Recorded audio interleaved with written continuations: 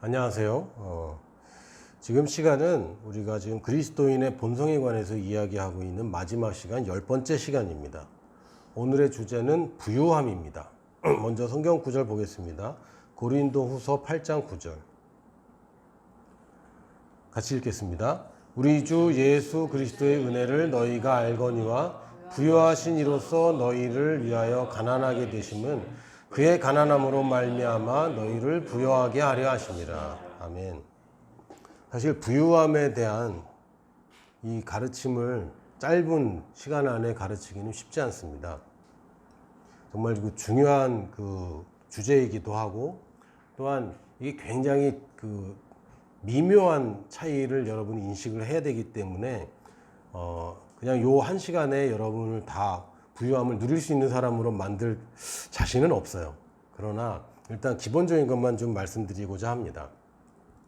부유함은 좋은 것입니까? 나쁜 것입니까? 하나님이 여러분이 부욕해 되기를 원하십니다. 왜냐고요? 성경에 그렇게 써 있거든요. 우리 주 예수 그리스도의 은혜를 너희가 알거니와 부요하신 이로써 너희를 위하여 가난하게 되심은 그의 가난함으로 말미암아 너희를 부요하게 하려 하심이라. 그러니까 주님은 우리가 부욕해 되는 것을 원하셨습니다. 근데 하나님이 부요함이 아니라 세상의 부요함을 가진 크리스찬들이 잘못된 예를 많이 보여주는 바람에 부유해지면 안 돼, 가난하게 살아야 돼, 이런 것들을 자꾸 교회 안에서 붙잡게 되는 거죠. 청빈한 삶, 이거 사실은 그 성경적인 내용과 좀 다릅니다. 특히 구약 성경만이라도 아주 잘 믿고 있는 유대인들 보면요, 유대인들은 우리나라 사람들과 그 부요함에 대한 개념 자체가 다릅니다. 우리가 생각하고 있는 이 청빈 사상은 사실은 유교에서 온 것이지 성경에서 온 것이 아닙니다. 성경에 있는 위인들 중에 특히 구약시대 위인들 보면요, 가난하게 산 사람들 예는 하나도 없습니다. 그리고 신약 성경에 있어서도 예수님조차도 가난하게 사시지 않았습니다. 성경에 보면 예수님이 가난케 되셨다고 되어 있는데 예수님이 사는 동안 늘 가난했던 것이 아닙니다. 예수님 언제 가난하게 되셨습니까? 십자가에 달리실 때 가난하게 되셨습니다. 예수님이 우리를 위해 죽으셨는데 죽음의 인생을 사신 거 아니잖아요. 실패의 인생을 사신 거 아니지 않습니까? 맨날 수치당하면서 산 거 아닙니다. 언제? 십자가에서 수치와 질고를 당하셨고 고통을 당하셨고 우리 대신 죄가 되셨습니다. 예수님이 사역하는 동안에, 사는 동안에 질병에 신음한 적이 한 번도 없고 따르는 자들이 없이 수치를 당한 적도 한 번도 없습니다.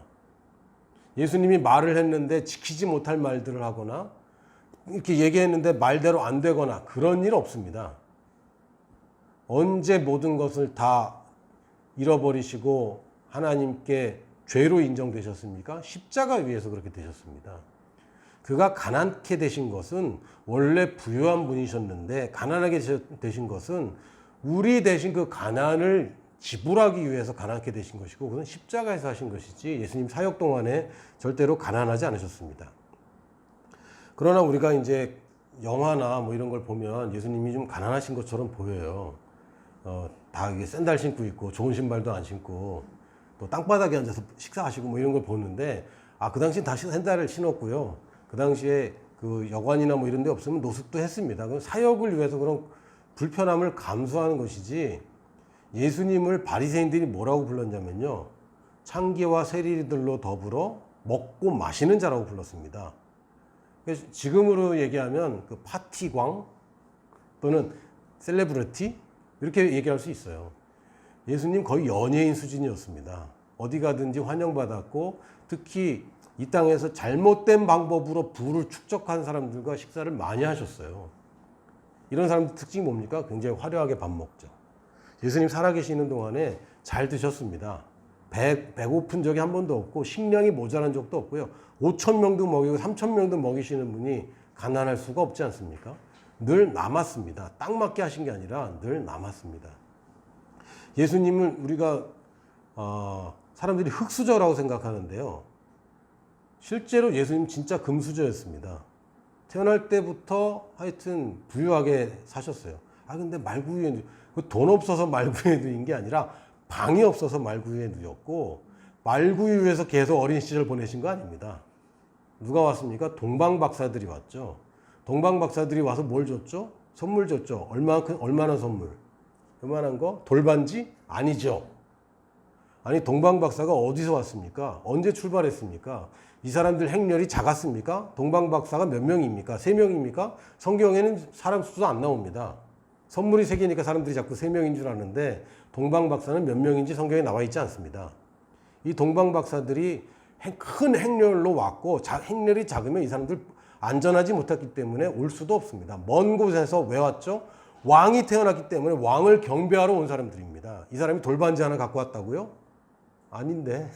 그럴 리가 없죠. 그렇게 먼 데서 그렇게 큰 행렬이 와서, 어느 정도 큰 행렬이었냐면 헤롯 왕이 알아차릴 정도로, 이슈가 될 정도로 큰 행렬, 큰 부자들이 선물을 싸들고 온 겁니다. 왕을 경배하겠다고.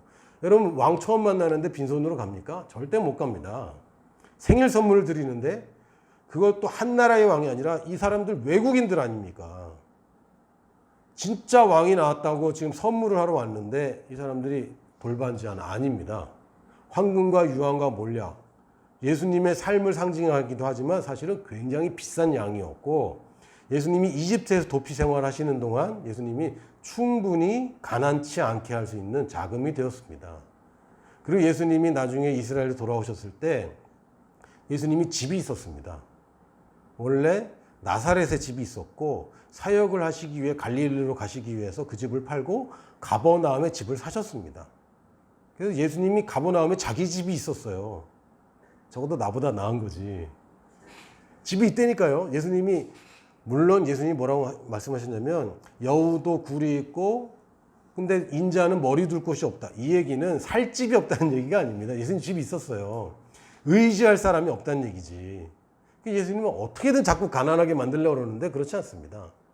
예수님이 옷을 좋은 거 입고 계셨습니다.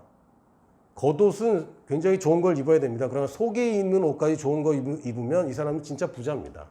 근데 예수님 십자가에 돌아가셨을 때 이 사형 집행인들이 그 옷을 보니까 이게 너무 좋아서 찢는 게 아니라 제비 뽑아 가졌습니다.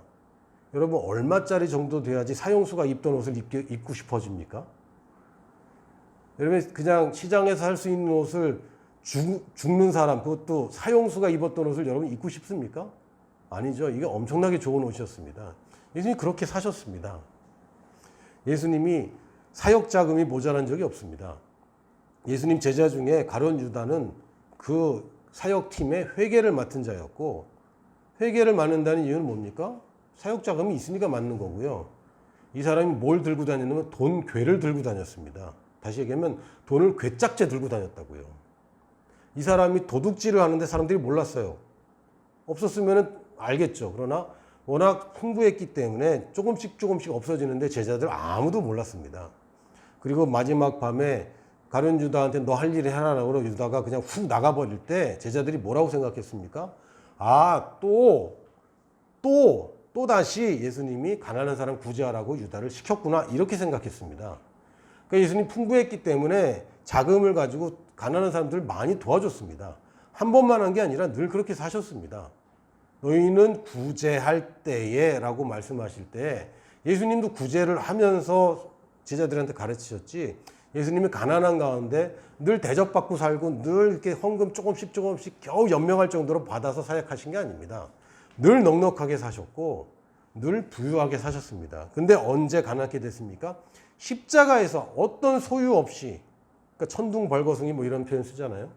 완전 벌거숭이가 되셨죠. 옷 한 자락 없이. 이게 가난하게 되신 것이고, 그 이유는 우리로 부욕해 하려고 그렇게 되셨다고 그랬습니다. 예수님이 십자가에 달린 것은 우리의 죄를 해결하기 위해서입니다. 예수님이 채찍에 맞은 것은 우리를 그 질병의 저주에서 해결하기 위해서입니다. 예수님이 가난하게 되신 것은 우리가 가난함에서 벗어나도록 하기 위한 것입니다. 근데 예수님이 이것을 다 해결하셨는데 그래도 우리는 가난해야 돼. 그럼 예수님이 하신 일은 뭐가 되죠? 아닙니다. 여러분, 부여해줘야 됩니다. 그러나 왜 사람들이 자꾸 넘어집니까? 안락하기 위해서 부유해지려고 하잖아요. 욕심을 위해서 부유해지려고 하잖아요. 사람들의 거듭나지 않은 본성은 동기가 두 가지입니다. 욕심이거나 두려움이거나. 여러분들이 지금 돈을 추구하고 돈이 필요하다고 여기는 게 둘 중에 하나 아닙니까? 더 갖고 싶거나 아니면 두려워서 없을까 봐.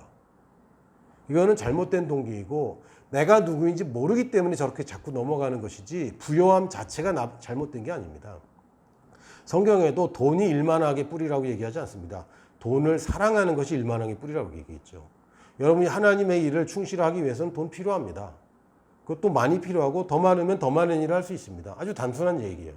그러나 내가 하나님을 쫓아가면 돈이 따라오지만 돈을 쫓아가면 내가 돈을 섬기게 되어 있고요. 내가 돈이 나를 노예로 부리기 시작합니다.